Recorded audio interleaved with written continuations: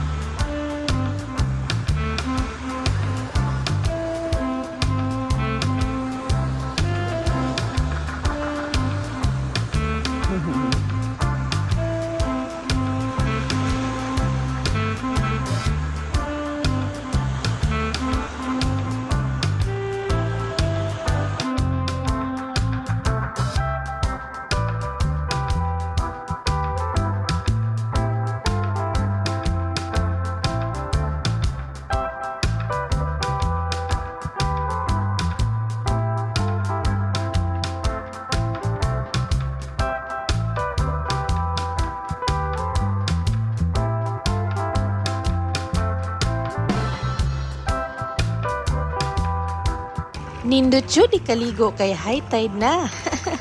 If ganahan day mo mag-cut-on langoy, perfect sa ni diri mag-practice. Tan-awa lang ko ninyo oh. Na langoy dira.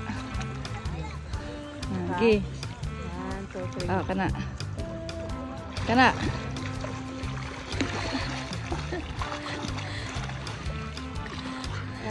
Wala. Wala. Ayaw na niya lang dira. Wala lagi. Sige na ba niya ra kaya lang i-post nako. Sige lang, mag-video ra ko dire.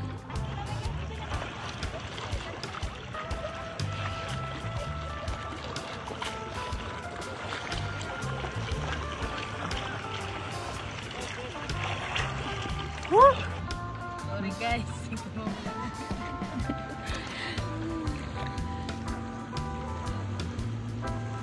Laro ba yung guys? At least, ba? Sige na, liga na dira. 1, 2, 3, go.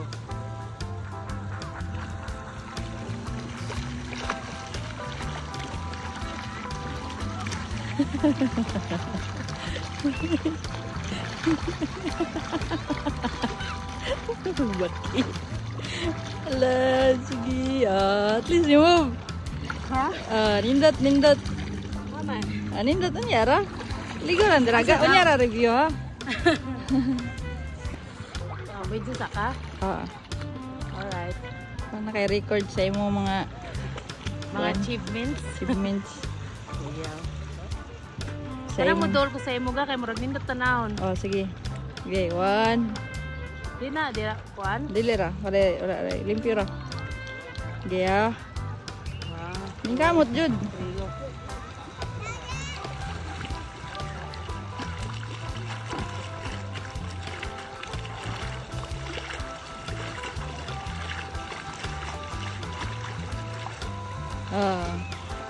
Nindot.